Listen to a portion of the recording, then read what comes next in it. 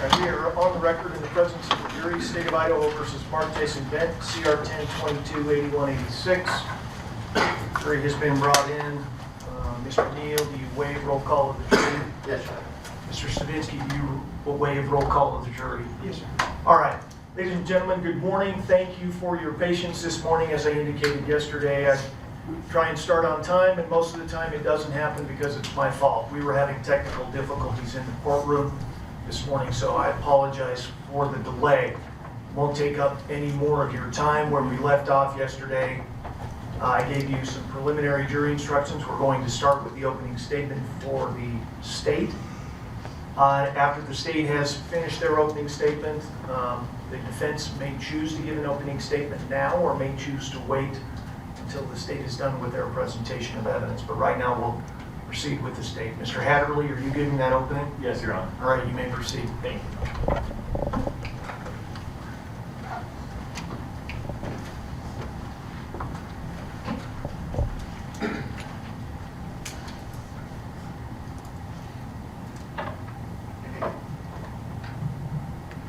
Okay, good morning, ladies and gentlemen.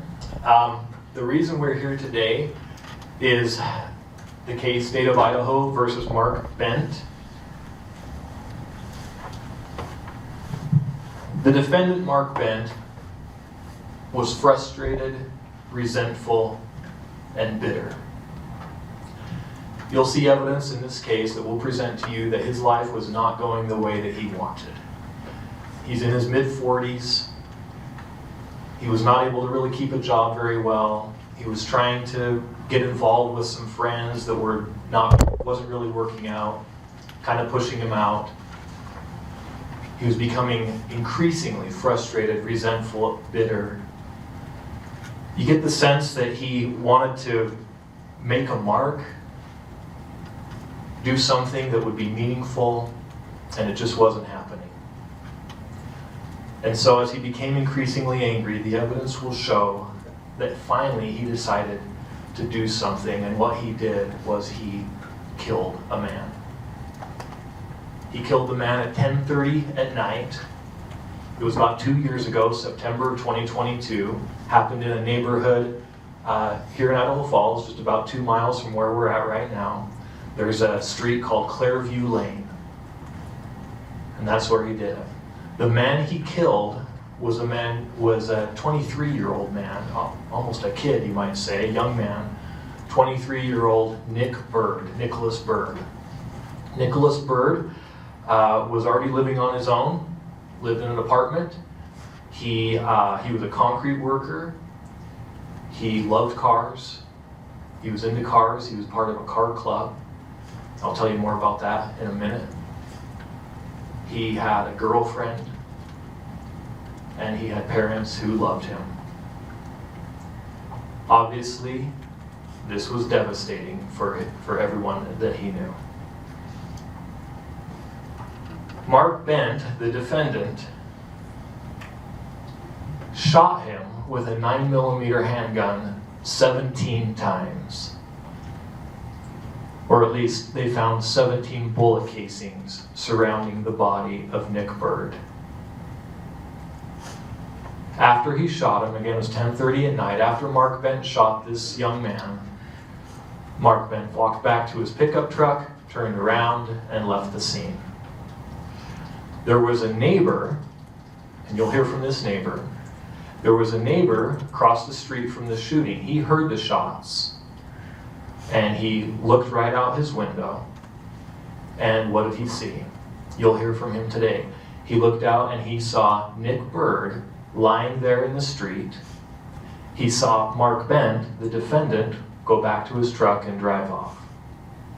Now this neighbor was already on the phone. He was already calling 911 because he heard those shots. He knew it was gunshots. He called 911. As he's on the phone, he's watching Mark Bent take off. So Mark Bent leaves. Police and paramedics arrive very quickly. They do what they can for Nick Bird. Nick Bird wasn't quite dead yet. They're able to take him to the hospital, emergency surgery. He died very quickly there.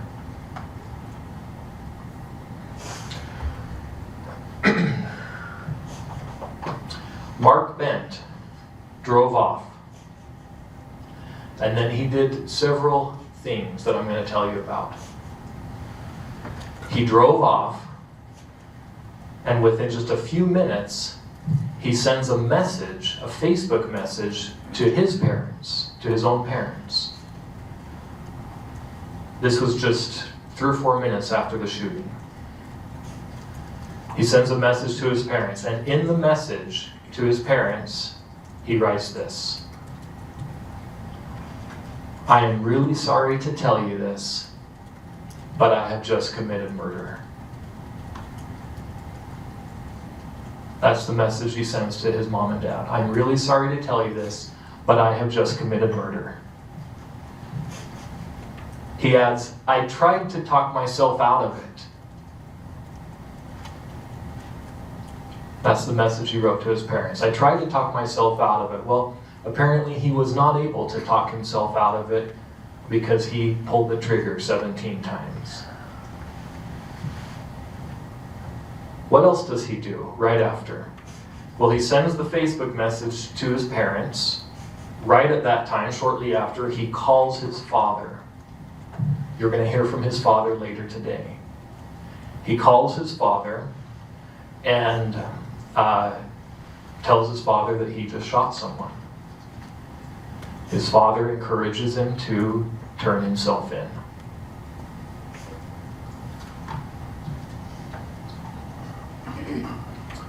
Also, right in that same time period, within just several, 10, 15, 20 minutes after the shooting, he posts a public Facebook post.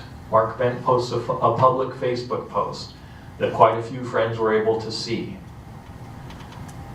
And that Facebook post shows, you'll see this, you'll see it, you'll be able to read it. It shows his plans. His plans to kill Nick Bird. Here's what he said. Here's some of the things he said in this Facebook post. He said, "I started to think about attacking one of the car shows they attend." I talked about a car club, and I'll tell you more about this in just a minute, but there's a car club. He was trying to get involved with it. Wasn't really working out well. "I started to think about attacking one of the car shows they attend. But my main goal was to kill Nick Bird." Nick Bird is already dead by then. He's just shot him. "My main goal was to kill Nick Bird." And then he says, "I followed said plans."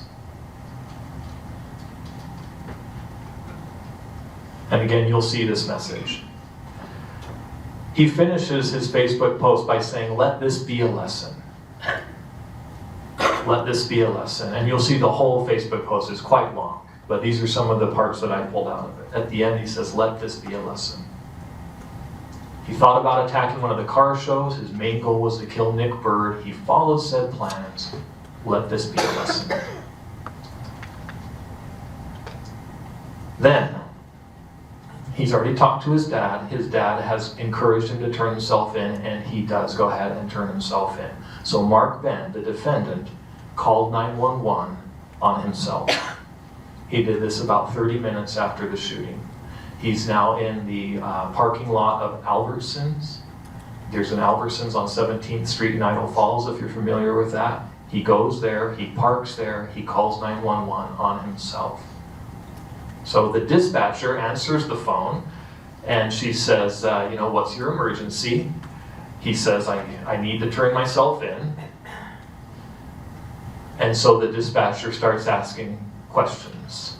"I need to turn myself in. Okay, what's going on?" He says, "I shot someone." She asks more questions.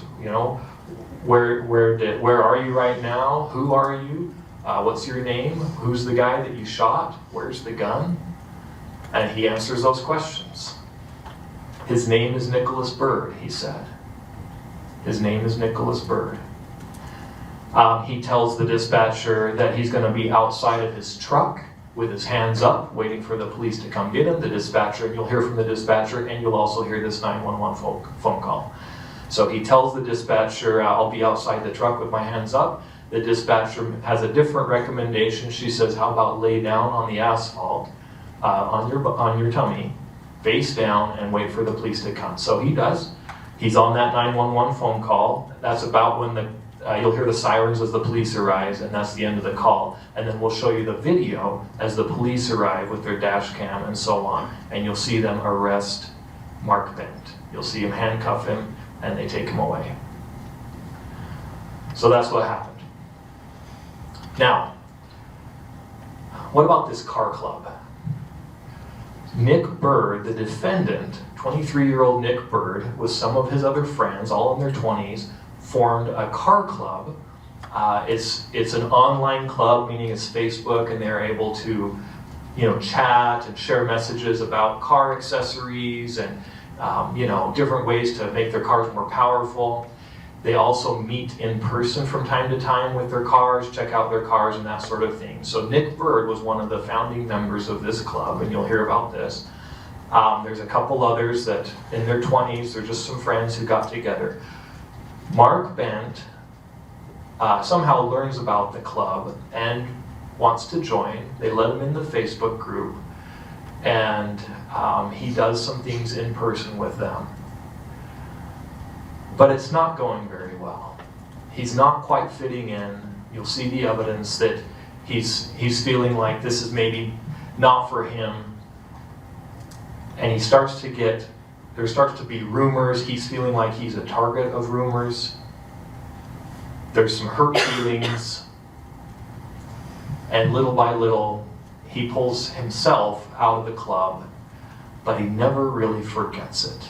And he never really forgets one of the leaders of the club, Nick Bird. So that months later, he shoots and kills him.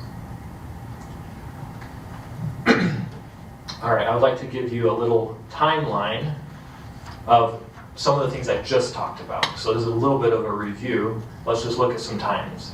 So you'll see evidence around 8:15 p.m. The shooting was at 10:30, 10:28 actually.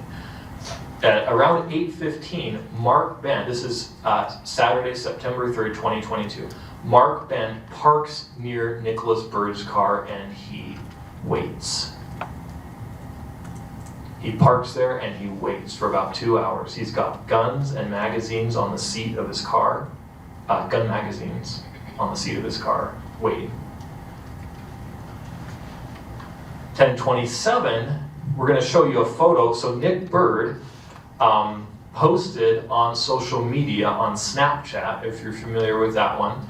He posted a photo that the mirror, the driver's side mirror of his car is smashed, it's shattered. He takes a picture and posts online, hey, my mirror is shattered.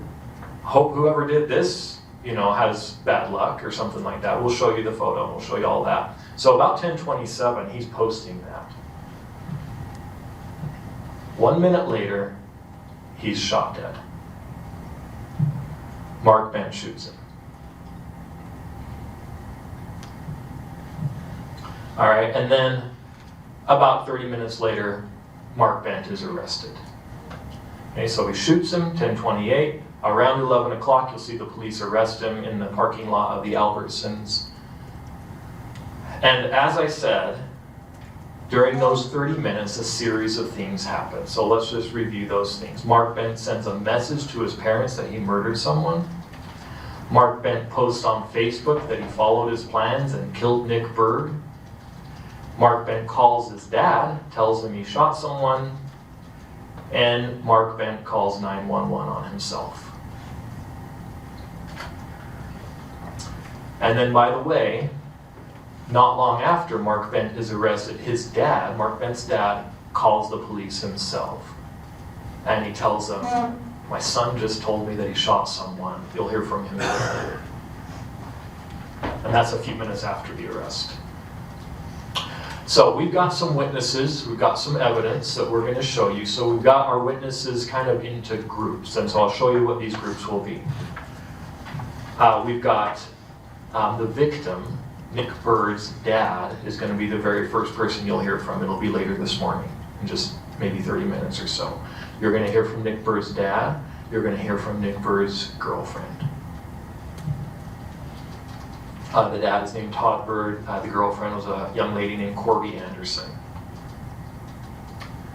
We've got the first response. We've got the neighbor who called 911 at 10:28. His name is Mark Reidenbach. We've got the very first officer on scene. Her name is Officer Robin Ludovico. And then the second officer on scene, her name is McKenna Sorensen. You'll hear from Mark Bent's father himself, as well as one of Mark Bent's friends from the car club.